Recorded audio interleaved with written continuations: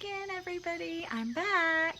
So I let everybody pick the oils that they wanted to do tonight, but I kind of claimed my favorite oil in the starter kit. So most of you, if you've heard me talk about the starter kit, you already know that my favorite oil in the starter kit is frankincense.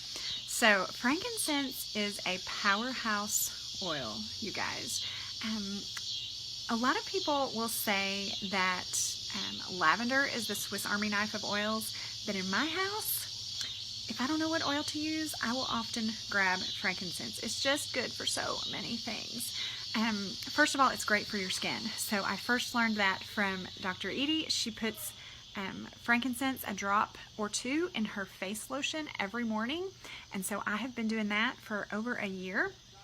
And so I like to get the frankincense on my skin. I like to get it in my body. And then I also, if I've had a really long day, frankincense is really, really great for emotional support and stability, and I will put it in my diffuser. Now, I don't put it in my diffuser often because, yes, this is one of the more costly oils. But when you have been on antidepressants for years and you've come off them and you find something that helps, that's natural, that actually benefits your body, you're willing to use it. And so I use it several different ways for things like anxiety and emotional stability.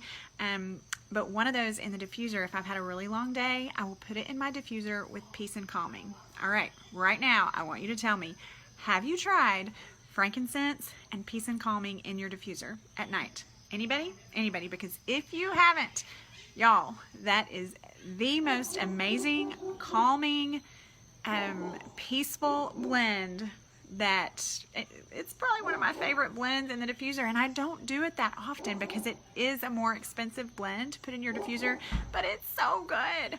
So how do I use frankincense for emotional stability? The first thing that I do, and I really do this on a daily basis, but you can also do it as needed. So if you're having an anxious moment, if you're feeling panicky, if you're feeling your stress level rise, take your bottle of frankincense. Now, some people will just kind of dump it under their tongue, but I don't really like a bunch of drops to fall in my mouth because it doesn't taste good, y'all, but it helps me, so I keep doing it. So I will put a drop on my thumb. Let's see if I can do this with holding my phone. And then I'll press it to the roof of my mouth. Like that. So you can put a drop under your tongue. You can press it to the roof of your mouth.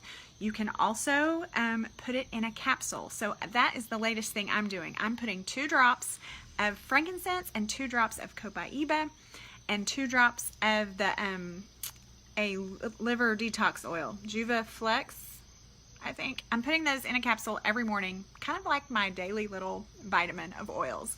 So you can put it in a capsule, you can press it to the roof of your mouth as needed all day long. You're not really gonna overdose on a drop of frankincense. So don't be scared to use it. This is an amazing gift that we've been given. And if you've heard me teach a class, you've probably heard me say that the wise men brought it to baby Jesus, but it is my belief that they brought it to Mary because, y'all, postpartum, it's real. So frankincense is really powerful. I want to give y'all a homework assignment. I don't want to say anything too crazy on a video, but I want you to Google the benefits of frankincense. I want you to go to PubMed, which is a site full of medical studies, and I want you to type in frankincense and anxiety, frankincense and PTSD, frankincense and cancer. Frankincense is amazing, okay? If you're not using it every day, you need to be. So those are some of my favorite ways to use frankincense, and I am seeing some of your comments that you're sharing also. So keep telling us how you use frankincense, and we'll see you later.